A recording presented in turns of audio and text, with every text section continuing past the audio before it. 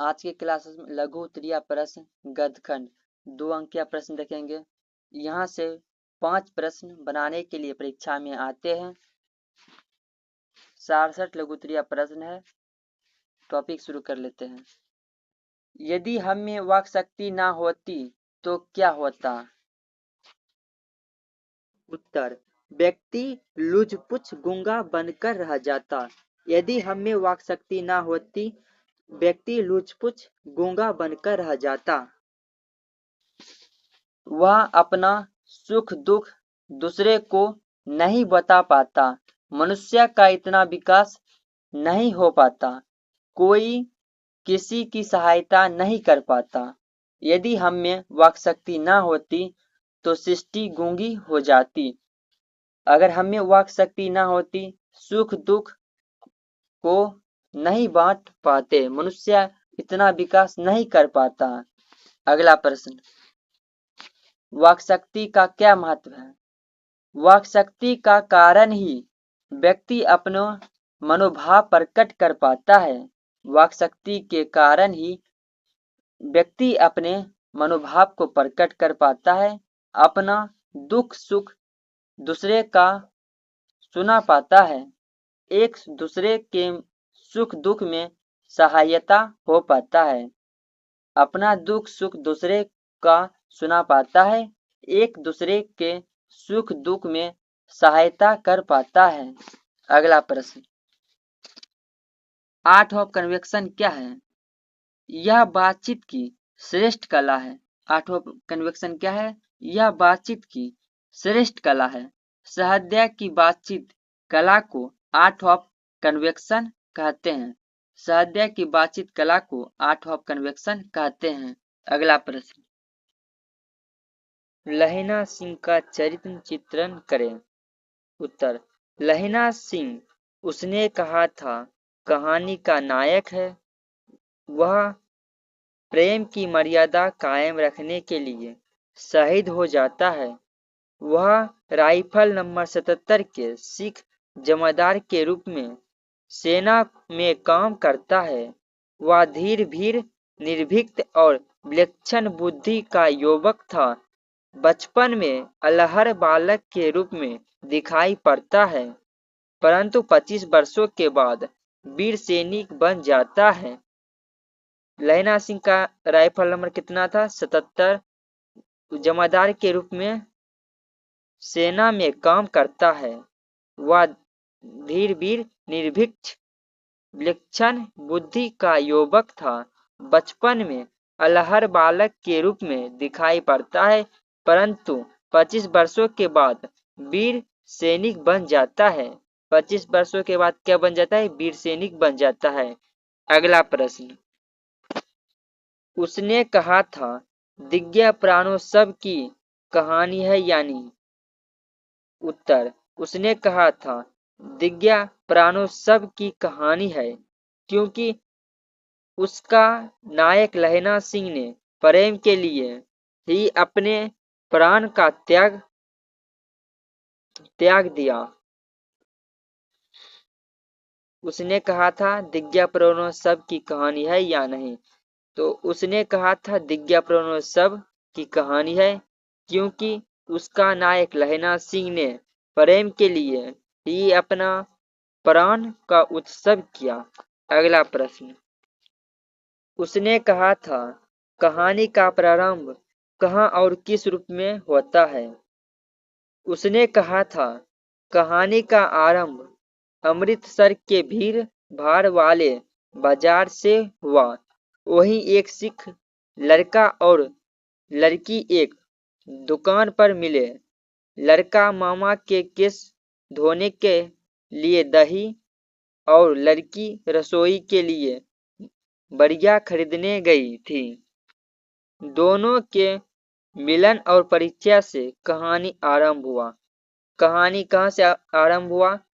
अमृतसर के भीड़ वाले बाजार से कहानी आरंभ हुआ। वही एक सिख लड़का और लड़की एक दुकान पर मिले। लड़का मामा के केस धोने के लिए दही और लड़की रसोई के लिए बढ़िया खरीदने गई थी। दोनों के मिलन और परिचय से कहानी आरंभ हुई।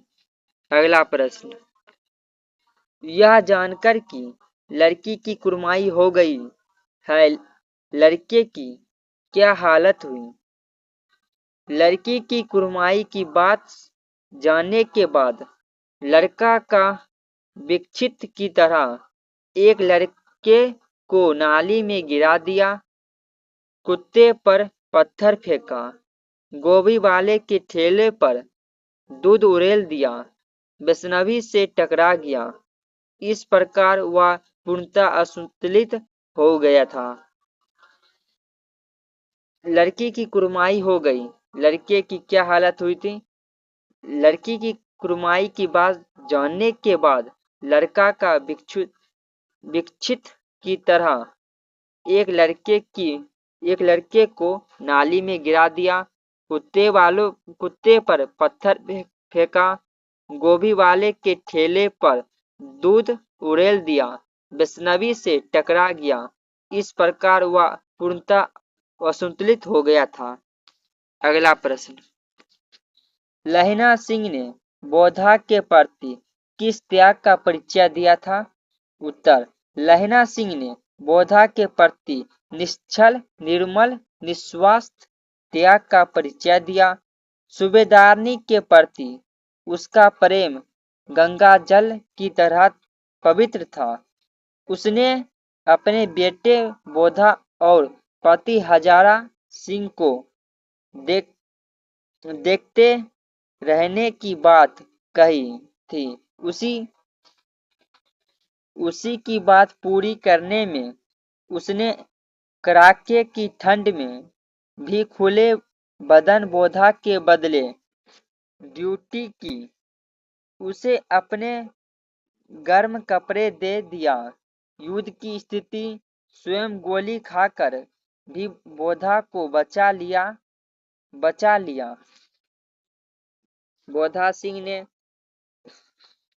लहना सिंह ने बौद्धा के प्रति किस त्याग का परिचय दिया था?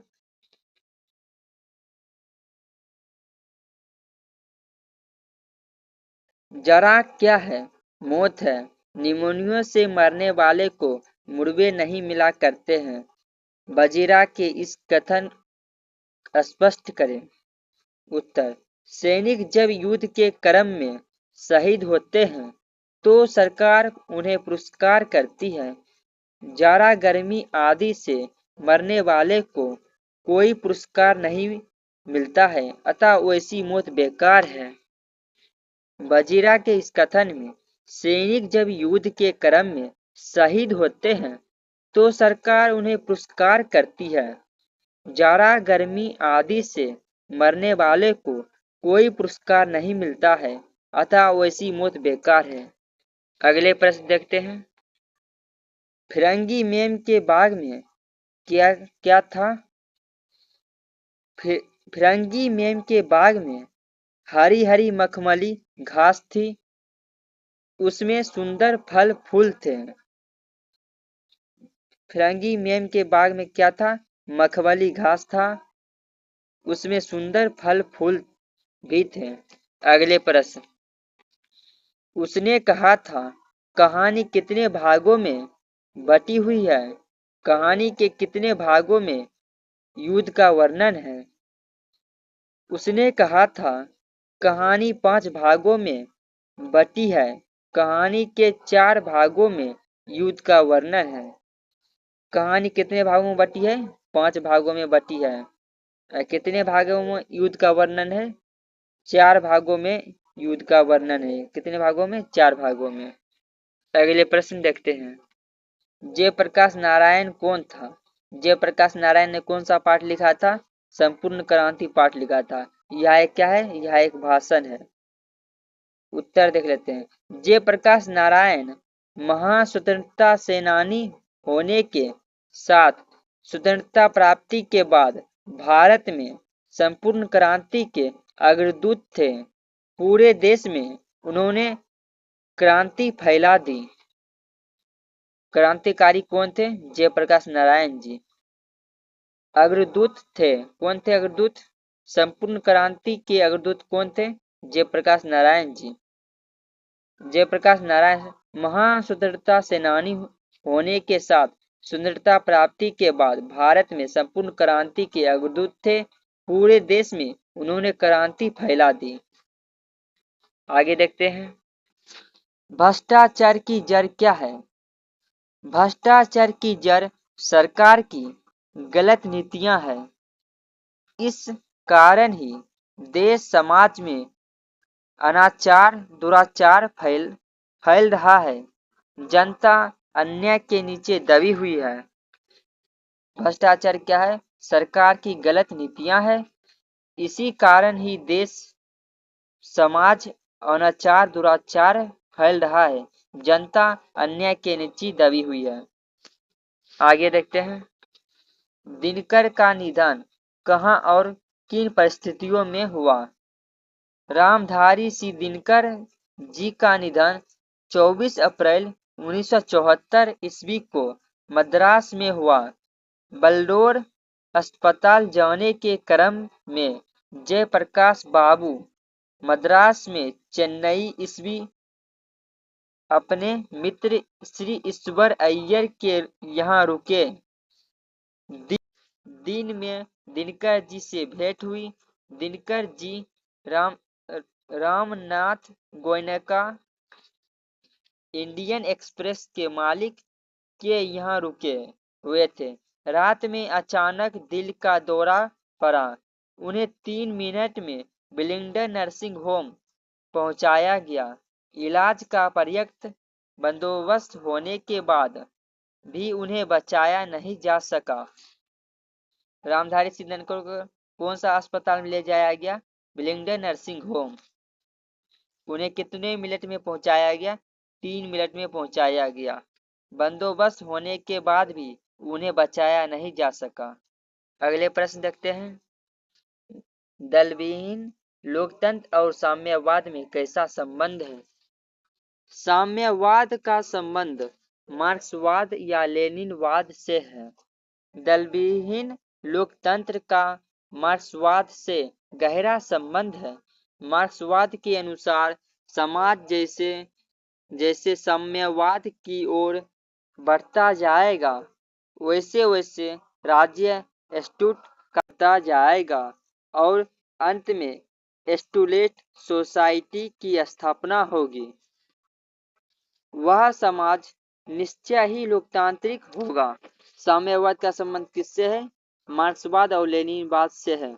दलविहीन लोकतंत्र का मार्क्सवाद से गहरा संबंध है।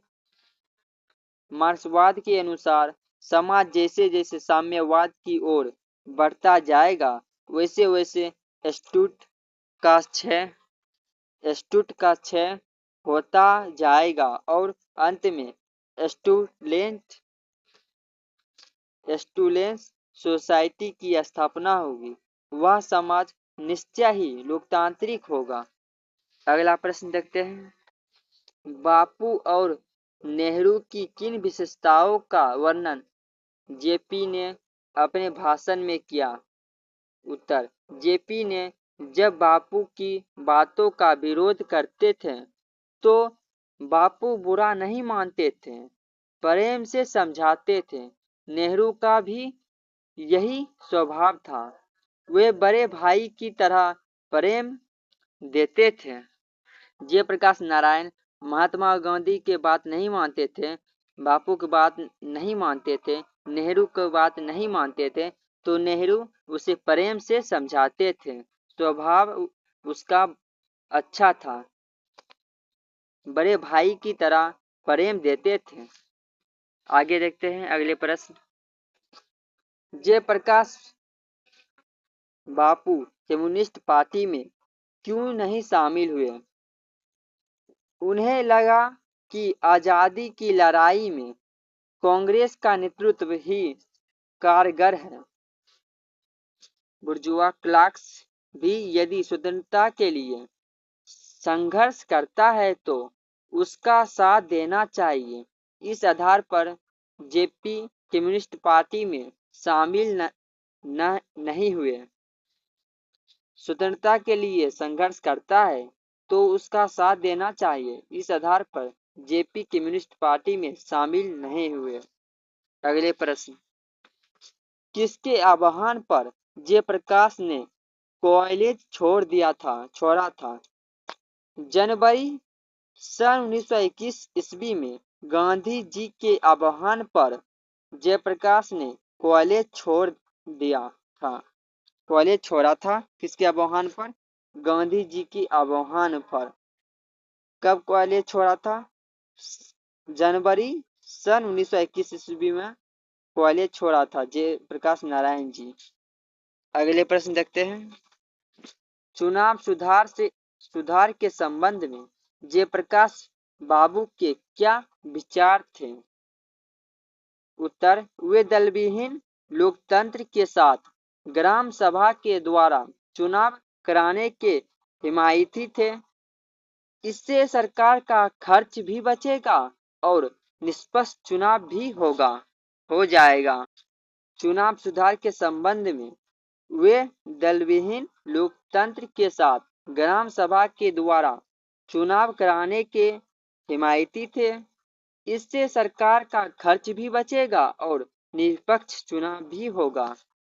अगले प्रश्न देखते हैं, डेमोक्रेसी का दुश्मन जयप्रकाश बाबू किसे मानते थे? जयप्रकाश बाबू अत्याचार के विरुद्ध शांतिपूर्ण आंदोलन करने वाले के विरुद्ध अत्याचार करने वाले को डेमोक्रेसी का दुश्मन मानते थे, अर्थात शांतिपूर्ण प्रदर्शन यंत्र करने डेमोक्रेसी के दुश्मन होते थे। जो अत्याचार करने वाले को डेमोक्रेसी कहते हैं जयप्रकाश नारायण, जो शांति भंग करते हैं उसे डेमोक्रेसी कहते हैं। अगला प्रश्न देखते हैं, जयप्रकाश बापू की पत्नी और ससुर का क्या नाम था? जयप्रकाश बाबू की पत्नी का नाम प्रभावती और ससुर का नाम ब्रजकिशोर प्रसाद था। पत्नी का क्या नाम था? प्रभावती था और ससुर का क्या नाम है? ब्रजकिशोर प्रसाद था।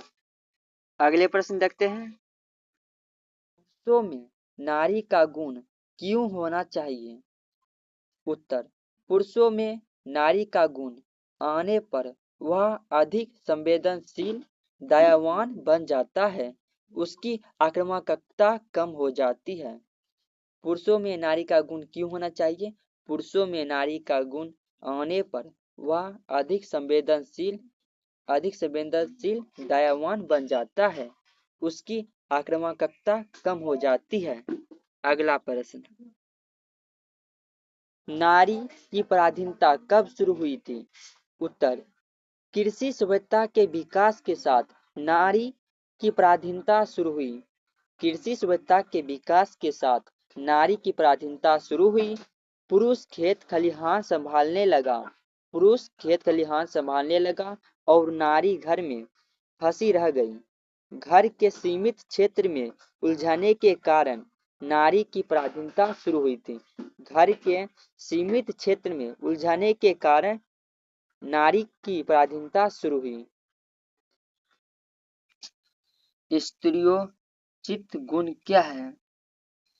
प्रेम, दया, ममता, कोमलता, सहीनता, माया, भीरुता आदि स्त्रियों के गुण हैं। इस कारण रविंद्रनाथ ठाकुर ने स्त्रियों को आधेय मानवी आधेय कल्पना कहा है, यानी आधा नारी आधा शिव कहा है। स्त्रियोचित गुण कौन कौन है? प्रेम, दया, ममता, कोमलता, सहीनता, माया, भीरुता आदि स्त्रियों के गुण हैं। इस कारण रविंद्रनाथ ठाकुर ने स्त्रियों को आधेय मानवी आधेय कल्पना कहा है। अगला प्रश्न, अर्धनारीश्वर की कल्पना क्यों की गई है? समाज के विकास में स्त्री और पुरुष के समान योगदान को दिखाने के लिए अर्धनारीश्वर की कल्पना की गई है। देवों के देव महादेव स्त्री और पुरुष दोनों थे। पुरुष के समान ही स्त्री को भी सम्मान मिलना चाहिए। स्त्री पुरुष पूर्ण रूप से समान है। अर्धनारीश्वर की कल्पना क्यों की गई है? अर्धनारीश्वर की कल्पना समाज के विकास में स्त्री और पुरुष के समान योगदान को दिखाने के लिए अर्धनारीश्वर की कल्पना की गई है। देवों के देव महादेव स्त्री और पुरुष दोनों थे। पुरुष के समान ही स्त्री को भी सम्मान मिलना चाहिए। स्त्री पुरुष पूर्ण रूप से समान है। अगला प्रश्न देखते हैं। प्रवृत्ति मार्ग और निवृत्ति मार्ग क्या है? प्रवृत्ति मार्ग और निवृत्ति मार्ग बौद्ध धर्म से संबंधित है। प्रवृत्ति मार्ग और निवृत्ति मार्ग किससे संबंधित है? बौद्ध धर्म से संबंधित है। प्रवृत्ति मार्ग में भोग विलास आनंद आदि की प्रावधानता थी। प्रवृत्ति मार्ग में भोग विलास आनंद आदि की प्रावधान थी, जबकि निवृत्ति मार्ग में साधना तपस्या ब्रह्मचारी आदि की निवृत्ति को जीवन के विकास का बाधक माना, जबकि प्रवृत्ति मार्ग में नारी देह और सुंदरता को बड़ा स्थान दिया है। निवृत्ति मार्ग में साधना तपस्या ब्रह्मचर्य आदि की निवृत्ति को जीवन के विकास का बाधक माना, जबकि प्रवृत्ति मार्ग में नारी देह और सुंदरता को बड़ा स्थान दिया गया है। अगला प्रश्न देख लेते हैं। जिसे भी पुरुष अपना कार्य क्षेत्र मानता है वह नारी का भी कार्य क्षेत्र है। कैसे? समाज और सृष्टि के विकास में नर और नारी दोनों ही समान रूप से भागीदार है। पुरुष का जो कर्म क्षेत्र है वह नारी का भी है, अतः उदार भाव से नारियों को साथ लेकर आगे बढ़ना चाहिए। उन्हें कमजोर मानना अहितकार है। प्रश्न था, जिसे भी पुरुष अपना कार्य क्षेत्र मानता है वह नारी का भी कार्य क्षेत्र है। कैसे? समाज और सृष्टि के विकास में नर और नारी दोनों ही समान रूप से भागीदार हैं। पुरुष का जो कर्म क्षेत्र है वह नारी का भी है, अतः उदार भाव से नारियों को साथ लेकर आगे बढ़ना चाहिए। उन्हें कमजोर मानना अहितकार है। अगला प्रश्न, कुंती और गांधारी के संधि वार्ता से महाभारत रुक सकता था, स्पष्ट करें। उत्तर, कुंती और गांधारी ममतामयी मां थी। युद्ध से अपने बेटों को बचाने के लिए वे समझौता कर लेती है। युद्ध में जो विनाश होता है उसका खामियाजा स्त्रियों को विशेष भोगना पड़ता है। कुंती और गांधारी कैसी मां थी? ममतामयी मां थी। युद्ध से अपने बेटा को बचाने के लिए समझौता कर लेती है। युद्ध में जो विनाश होता है उसका खामियाजा स्त्रियों को विशेष भोगना पड़ता है, इसलिए वे युद्ध रोकने का प्रयास करती थी। पुरुष पौरुष के अहंकार में समझौता नहीं कर पाता है। इस प्रकार कुंती और गांधारी की संधि से महाभारत युद्ध रुक सकता था। पुरुष के गुण क्या है? पुरुष के गुण कौन कौन है? शौर्य, बल, पराक्रम, साहस, संघर्ष, वीरता, कठोरता आदि पुरुष के गुण सामान्य रूप से माने जाते हैं। पुरुष के गुण एक बार और देख लेते हैं। शौर्य, बल, पराक्रम, साहस, संघर्ष, वीरता, कठोरता आदि पुरुष के गुण सामान्य रूप से माने जाते हैं। जीवन के बुहा क्षेत्र में काम करने की उसकी मूल प्रवृत्ति होती है।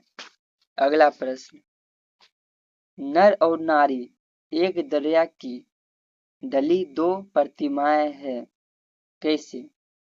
भगवान ने नर और नारी के शरीर का निर्माण एक वस्तु से किया है। भगवान ने नर और नारी का शरीर का निर्माण एक वस्तु से किया है। सिर्फ उसकी शारीरिक संरचना में थोड़ा अंतर है। शारीरिक संरचना में थोड़ा अंतर है। इस प्रकार दोनों एक ही वस्तु से बनी दो प्रतिमाएं हैं। इस प्रकार दोनों एक ही वस्तु से बनी दो प्रतिमाएं हैं। उनकी शक्ति में कोई अंतर नहीं है। उनकी शक्ति में कोई अंतर नहीं है। अगला प्रश्न, कुंती का परिचय दें। कुंती पांडवों की मां थी। कुंती पांडवों की मां थी। वह सामान्य स्त्री की तरह ममतामयी मां के रूप में भी दिखाई पड़ती है। सामान्य स्त्री की तरह ममतामयी मां के रूप में दिखाई पड़ती है। कुंती पंच कन्याओं में भी एक मानी जाती है। पंच कन्याओं में भी मानी जाती है। यही कारण है कि अविवाहित अवस्थाओं में ही उसे कर्ण जैसा पुत्र प्राप्त हुआ। यही कारण है अविवाहित अवस्था में ही उसे कर्ण जैसा पुत्र प्राप्त हुआ। लोक लाज के कारण उसे उन्होंने परित्याग कर दिया। युधिष्ठिर, भीम, अर्जुन, नकुल और सहदेव ही कुंती पुत्र के रूप में विख्यात है। कुंती पुत्र के रूप में कौन विख्यात है? भीम, अर्जुन, नकुल और सहदेव ही कुंती पुत्र के रूप में विख्यात है। अगला प्रश्न, इतिहास की क्रीमियाई प्रक्रिया का क्या आशय है? यात्रा के क्रम में कहीं बस जाने को इतिहास की क्रीमियाई प्रक्रिया कहते हैं। यात्रा के क्रम में कहीं बस जाने को इतिहास की क्रीमियाई प्रक्रिया कहते हैं। जैसे सुदूर दक्षिण के कर्नाटक वंशी राजा न्यायदेव मिथिला क्षेत्र में आकर बस गए हैं। मिथिला की संस्कृति के अंग बन गए हैं। मिथिला क्षेत्र में आकर कौन बस गए? न्यायदेव मिथिला क्षेत्र में आकर बस गए हैं। अगला प्रश्न, मालती के घर का वातावरण कैसा था? मालती के घर का वातावरण पूर्णतः संवेदन शून्य था। मालती के घर का वातावरण पूर्णतः संवेदन शून्य था। वह सभी यंत्रवत जीवन व्यतीत कर रहे थे। वह सभी यंत्रवत जीवन व्यतीत कर रहे थे। पारिवारिक जीवन में सहजता का अभाव था। पारिवारिक जीवन में सहजता का अभाव था। अगला प्रश्न, रोज कहानी में मालती को देखकर लेखक ने क्या सोचा? मालती को देखकर लेखक ने सोचा, बचपन की चंचल भोली भाली मालती अब पूर्णतः बदल गई है। उसका जीवन पूर्णतः यंत्रवत नीरस हो गया है। पति डॉक्टर है जो सुबह से शाम तक रोगियों से घिरा रहता है। एक बच्चा है। लेखक ने सोचा, बचपन की चंचल भोली भाली मालती अब पूर्णतः बदल गई है। उसका जीवन पूर्णतः यंत्रवत नीरस हो गया है। पति डॉक्टर है जो सुबह से शाम तक रोगियों से घिरा रहता है। एक बच्चा है जो यह तो रोज कहानी में मालती ने किताब को क्या किया। रोज कहानी में मालती किताब के पन्ने को प्रतिदिन फाड़कर फेंक दिया करती थी। मालती किताब के पन्ने को प्रतिदिन फाड़कर फेंक दिया करती थी। इस प्रकार उसने किताब को फाड़कर फेंक दिया। इस प्रकार उसने किताब को फाड़कर फेंक दिया। अगला प्रश्न, गेगरी क्या था? उत्तर, पहाड़ी क्षेत्रों में कांटे के चुभने से होने वाली एक घातक बीमारी गेगरी है। गेगरी क्या है? पहाड़ी क्षेत्रों में कांटे के चुभने से होने वाली एक घातक बीमारी गेगरी है। इससे हाथ पांव काटने की नौबत आ जाती है। इससे हाथ पांव काटने की नौबत आ जाती है। अगला प्रश्न, मालती के पति का परिचय दें। मालती का पति महेश्वर है। वह दुर्गम पहाड़ी क्षेत्रों में सरकारी डॉक्टर है। वह दुर्गम पहाड़ी क्षेत्रों में सरकारी डॉक्टर है। मालती के पति महेश्वर है। सुबह से शाम तक रोगियों से घिरा रहता है। सुबह से शाम तक रोगियों से घिरा कौन रहता है? मालती के पति महेश्वर। चीख चिल्लाहट सुनते सुनते वह संवेदन शून्य हो गया है। कैसा हो गया? शून्य। चीख चिल्लाहट सुनते सुनते वह संवेदन शून्य हो गया है। वह नीरस सूना उदास यंत्रवत जीवन जीने का अभ्यस्त हो चुका है। वह नीरस सूना उदास यंत्रवत जीवन जीने का अभ्यस्त हो चुका है। उसी के दर्द पर उसकी पत्नी मालती का जीवन भी उसी के दर्द पर उसकी पत्नी मालती का जीवन भी दल जाता है। अगला प्रश्न, क्या केवल कष्ट सहकर ही देश की सेवा की जा सकती है? भगत सिंह के अनुसार कष्ट सहकर ही देश सेवा की जा सकती है। किसके अनुसार? भगत सिंह के अनुसार कष्ट सहकर ही देश सेवा की जा सकती है। कष्ट या दुख मनुष्य को पूर्ण बनाता है। कष्ट या दुख मनुष्य को पूर्ण बनाता है। इससे व्यक्ति में भी आत्मविश्वास पैदा होता है।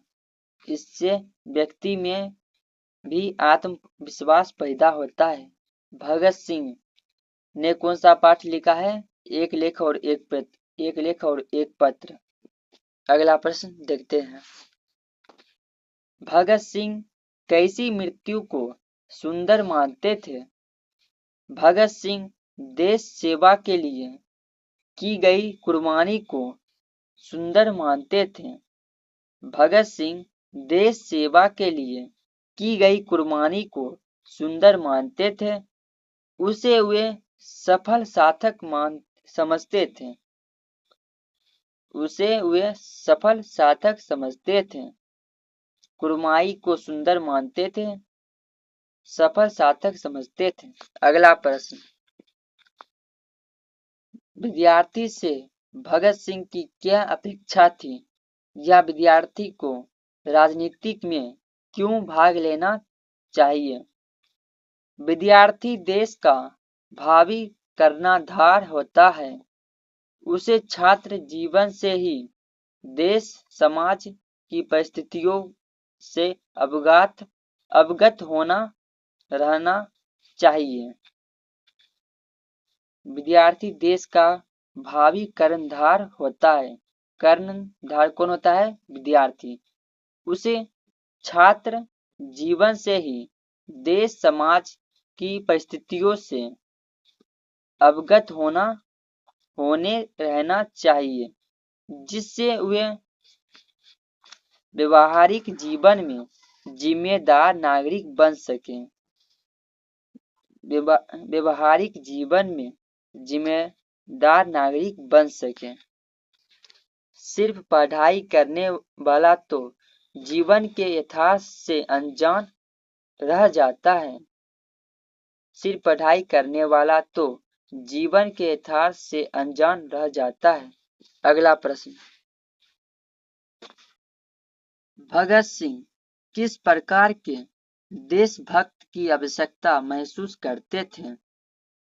भगत सिंह देश के लिए तन मन धन न्यौछावर कर देने वाले देशभक्तों की आवश्यकता महसूस करते थे। भगत सिंह देश के लिए तन मन धन न्यौछावर कर देने वाले देशभक्तों की आवश्यकता महसूस करते थे। वे सच्चे देशभक्त को देश पर प्राण अर्पण करने वाला दीवाना मानते थे। वे सच्चे देशभक्त को देश पर प्राण अर्पण करने वाला दीवाना मानते थे। ऐसा दीवानापन, जोश, उमंग, साहस और शक्ति छात्रों एवं युवाओं में ही हो सकती है। ऐसा दीवानापन, जोश, उमंग, साहस और शक्ति छात्रों एवं युवाओं में ही हो सकती है। घर गृहस्थी के जंजाल में फंसा व्यक्ति के लिए सच्चा देशभक्त बनना कठिन हो जाता है। घर गृहस्थी के जंजाल में फंसा व्यक्ति के लिए सच्चा देशभक्त बनना कठिन हो जाता है।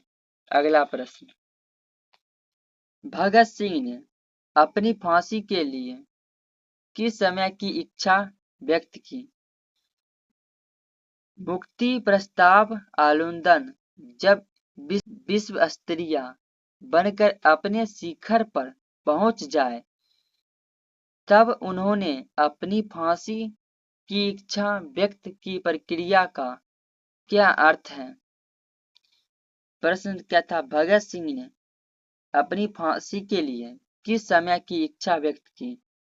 मुक्ति प्रस्ताव आंदोलन जब विश्व स्तरीय बनकर अपने शिखर पर पहुंच जाए, तब उन्होंने अपनी फांसी की इच्छा व्यक्त की प्रक्रिया का क्या अर्थ है? अगला प्रश्न, भगत सिंह ने कैसी मृत्यु को सुंदर कहा है? वे आत्महत्या को कायरता कहते हैं। इस संबंध में उनके विचारों को स्पष्ट करें। संघर्ष करते हुए कुर्बानी देने को भगत सिंह ने सुंदर मृत्यु कहा है। कैसी मृत्यु? संघर्ष करते हुए कुर्बानी देने को भगत सिंह ने सुंदर मृत्यु कहा है। अपने सिद्धांत पर अडिग रहते हुए फांसी को गले पाना सुंदर मृत्यु है। अपने सिद्धांत पर अडिग रहते हुए फांसी को गले पाना सुंदर मृत्यु है।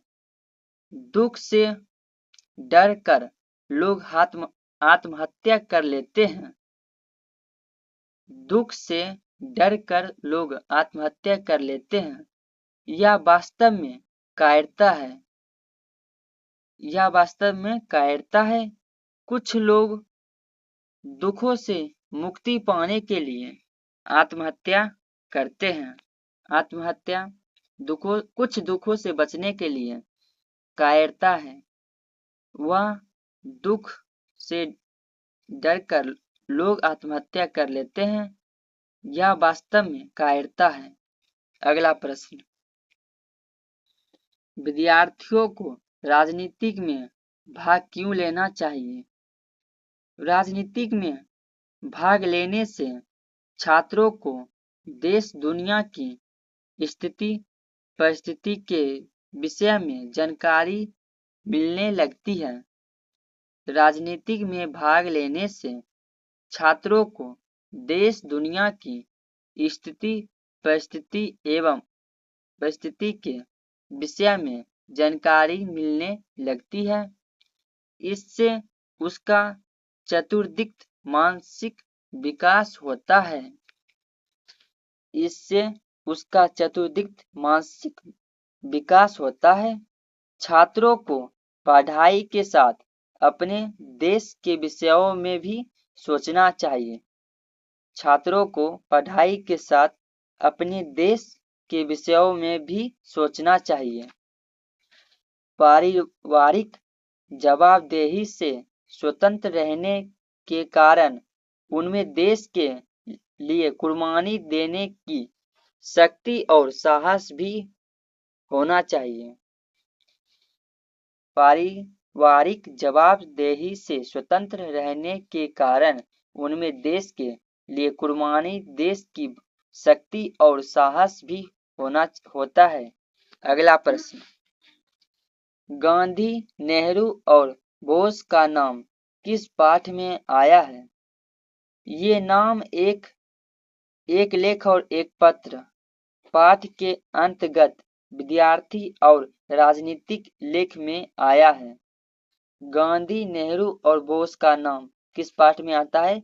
एक लेख और एक लेख और एक पत्र पाठ के अंतर्गत विद्यार्थी और राजनीतिक लेख में आया है। अगला प्रश्न, व्यवहारिक राजनीति क्या है? महात्मा गांधी, जवाहरलाल नेहरू, सुभाष चंद्र बोस का स्वागत करना और भाषण सुनना व्यवहारिक राजनीति होती है। महात्मा गांधी, जवाहरलाल नेहरू, सुभाष चंद्र बोस का स्वागत करना और भाषण सुनना व्यवहारिक राजनीति होती है। अर्थात लोगों को देश के प्रति सहज रूप में जागरूक करना व्यवहारिक राजनीति है। अर्थात लोगों को देश के प्रति सहज रूप में जागरूक करना व्यवहारिक राजनीति है। अगला प्रश्न, भगत सिंह कौन थे? भगत सिंह भारत के महान स्वतंत्रता सेनानी थे। भगत सिंह कौन थे? भारत के महान स्वतंत्रता सेनानी थे, जिन्होंने अंग्रेजों के विरुद्ध केंद्रीय एक्समबली में बम फेंका। जिन्होंने केंद्रीय एक्समबली में बम फेंका और उसी के आरोप में उन्हें फांसी की सजा दी गई है। उसी के आरोप में फांसी की सजा दी गई। इस प्रकार भगत सिंह आजादी के लिए शहीद स्वतंत्रता सेनानी थे। इसी प्रकार भगत सिंह आजादी के लिए शहीद स्वतंत्रता सेनानी थे। अगला प्रश्न, चोर और मन किसे कहते हैं? चोर और मन ताल को कहते हैं। किसे कहते हैं? ताल को कहते हैं। चोर जहां उथले ताल होते हैं, वही मन गहरे ताल। चोर में जाड़ा एवं गर्मियों में पानी कम हो जाता है। चोर जहां उथले ताल होते हैं, वही मन गहरे ताल। चोर में जाड़ा एवं गर्मियों में पानी कम हो जाता है। उसमें खेती भी होती है तथा मन गहरे और विशाल ताल होते हैं। तथा मन गहरे और विशाल ताल होते हैं। अगला प्रश्न, चंपारण क्षेत्र में बाढ़ की प्रचंडता का क्या कारण है? प्रचंडता का क्या कारण है? चंपारण क्षेत्र में बाढ़ की प्रचंडता का सबसे बड़ा कारण है जंगलों की कटाई। चंपारण क्षेत्र में बाढ़ की प्रचंडता का सबसे बड़ा कारण है जंगलों की कटाई। इस कारण से तेजी से मिट्टी का कटाव हो जाता है। पेड़ पौधों की जड़ें मिट्टी के कटाव को रोकती है। पेड़ काट जाने के कारण बांध टूट जाते हैं। बांध का प्रकोप बना रहता है। इस कारण तेजी से मिट्टी का कटाव हो जाता है। पेड़ पौधों की जड़ें मिट्टी के कटाव को रोकती है। पेड़ कट जाने के कारण बांध टूट जाते हैं। बांध का प्रकोप बना रहता है। इसे चंपारण क्षेत्र में बाढ़ की प्रचंडता कहते हैं। अगला प्रश्न, गोरों ने नीलहे किसानों पर क्या अत्याचार किया? गोरों नीलहे किसानों के साथ पशुवत व्यवहार करते थे। गोरों नीलहे किसानों के साथ पशुवत व्यवहार करते थे। किसानों के द्वारा तनिक भी विरोध करने पर उनके घर को जला दिया जाता था। किसानों के द्वारा तनिक भी विरोध करने पर उनके घर को जला दिया जाता था। जिस मार्ग से अंग्रेज जाते थे उस पर पशु ले जाना मना था। जिस मार्ग से अंग्रेज जाते थे उस पर पशु ले जाना मना था। उनसे बेगार काम लिया जाता था। उन्हें नजराने के रूप में भी देना पड़ता था। विरोध करने पर जेल में बंद कर दिया जाता था। मारा पीटा जाता था। विरोध करने पर जेल में बंद कर दिया जाता था। मारा पीटा जाता था। अगला प्रश्न, पुंडलिक जी कौन थे? पुंडलिक जी चंपारण में भितिहरवा आश्रम विद्यालय के शिक्षक थे। पुंडलिक जी कौन थे?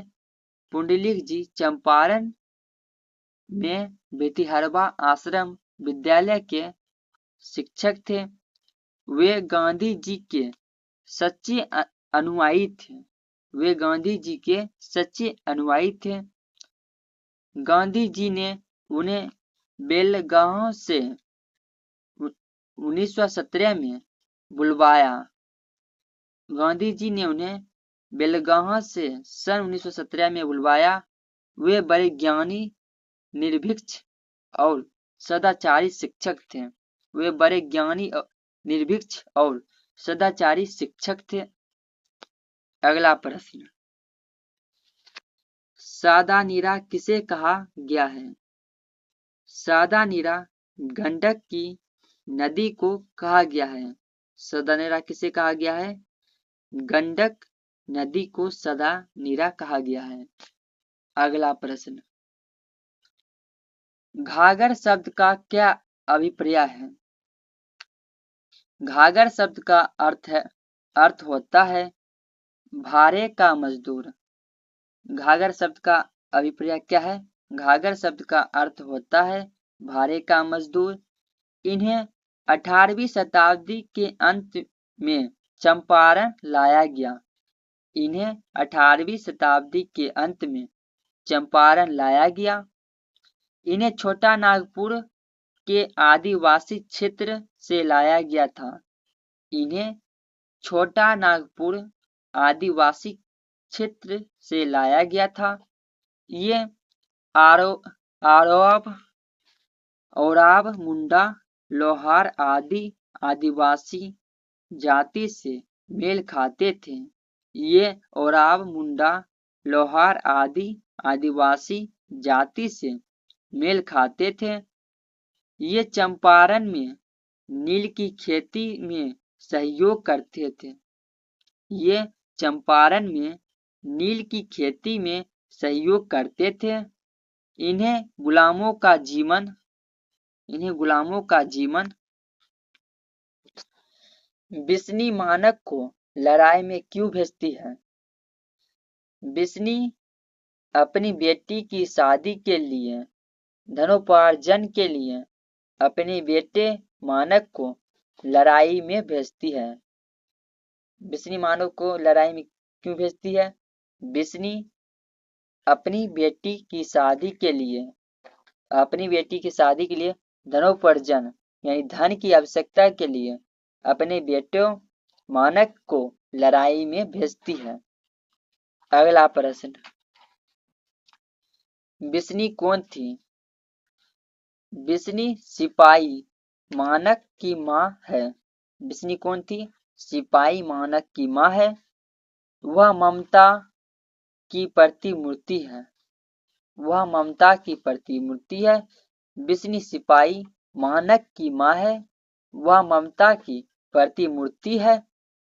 उसे अपने क्रूर पुत्र में भी सरलता नजर आती है। उसे अपने क्रूर पुत्र में भी सरलता नजर आती है। वह अपने पुत्र के समान हो सबों को मानती है। वह अपने पुत्र के समान हो सबों को मानती है। वह अपनी बेटी की बिस्नी ममतामयी मां है। वह अपनी बेटी की बिस्नी ममतामयी मां है। अगला प्रश्न, मानक और सिपाही एक दूसरे को क्यों मारना चाहते थे? मानक और सिपाही दोनों ही युद्ध में गोली चलाते बर्बाद हो चुके थे। मानक और सिपाही दोनों ही युद्ध में गोली चलाते बर्बाद हो चुके थे। मानक जानता था कि यदि वह सिपाही को नहीं मारेगा तो सिपाही उसे मार देगा। इसी तरह सिपाही भी समझता था कि इस कारण दोनों एक दूसरे को मार देना चाहते थे।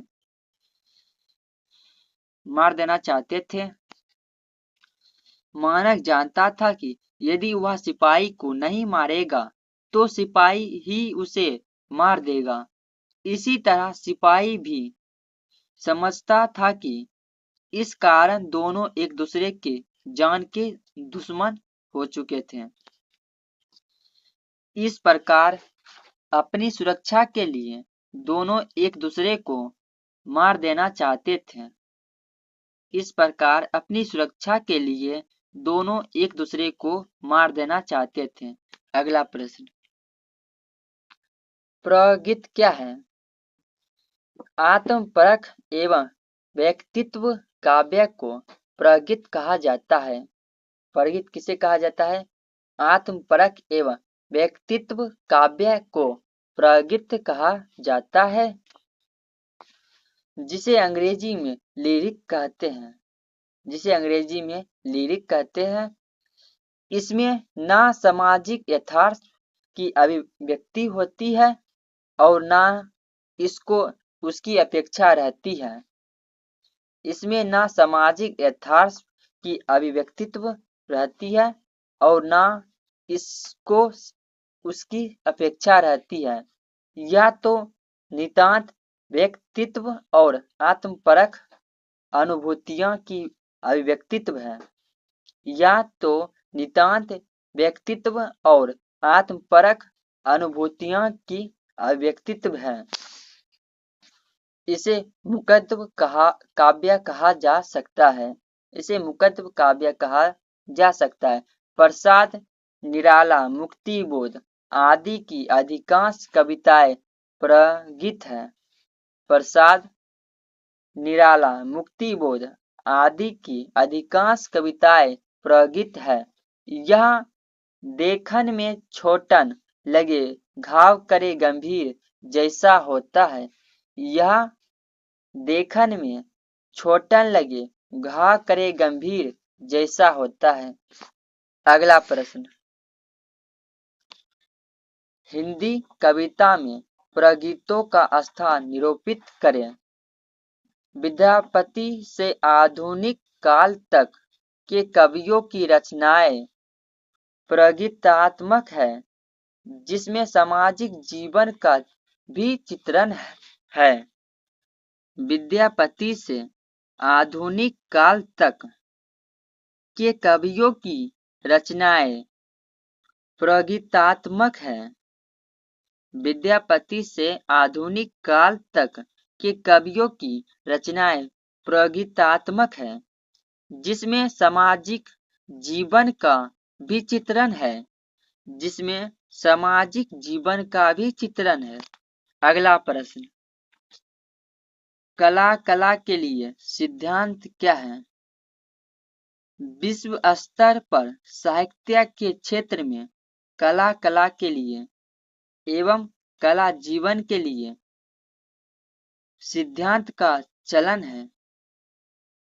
प्रश्न क्या था? कला के लिए सिद्धांत क्या है?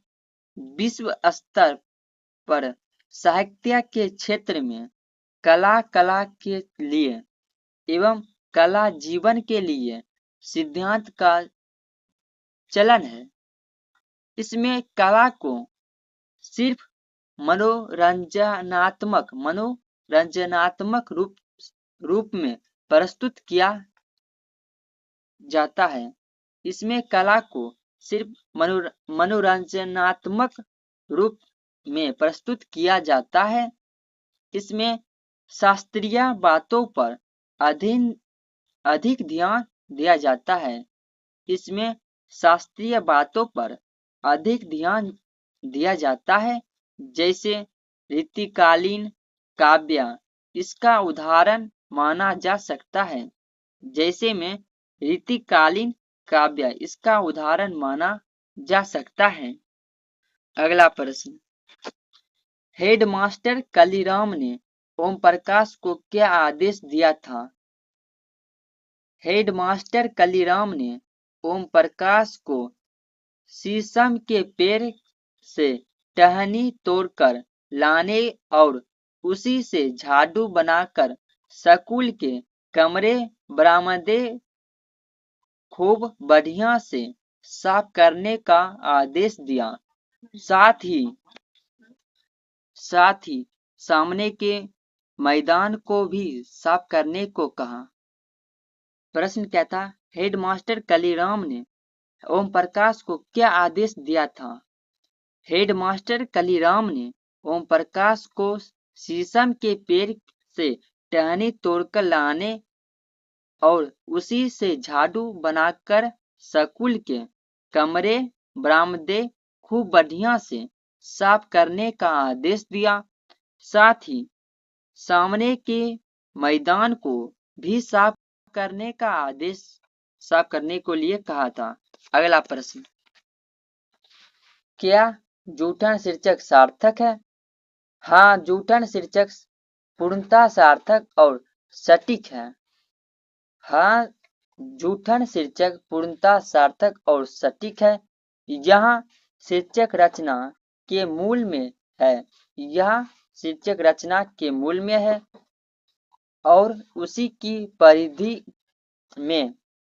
परिधि में पूरी रचना का फैलाव हुआ है। उसी की परिधि में पूरी रचना का फैलाव हुआ है। लेखक जूठन खोने वाले दिन के दर्द में ही रचना को केंद्रित रखना चाहता है। अगला प्रश्न, जूठन पाठ के लेखक का नाम क्या है और उसकी विधा क्या है? जूठन पाठ के लेखक का नाम ओम प्रकाश वाल्मीकि है। यह गद्य की कथा विधा है। यह गद्य की आत्मकथा विधा है। जूठन पाठ के लेखक ओम प्रकाश वाल्मीकि जी है। यह गद्य की आत्मकथा विधा है। अगला प्रश्न, धरती का क्षण क्या होता है? जिस समय शब्द और अर्थ एक दूसरे का हाथ पकड़ते हैं वह धरती का क्षण होता है। धरती का क्षण जिस समय शब्द और अर्थ एक दूसरे का हाथ पकड़ते हैं वह धरती का क्षण होता है। अगला प्रश्न, लेखक के अनुसार सुरक्षा कहाँ है? लेखक डायरी सिर्फ नाम के लिए नहीं लिखता है।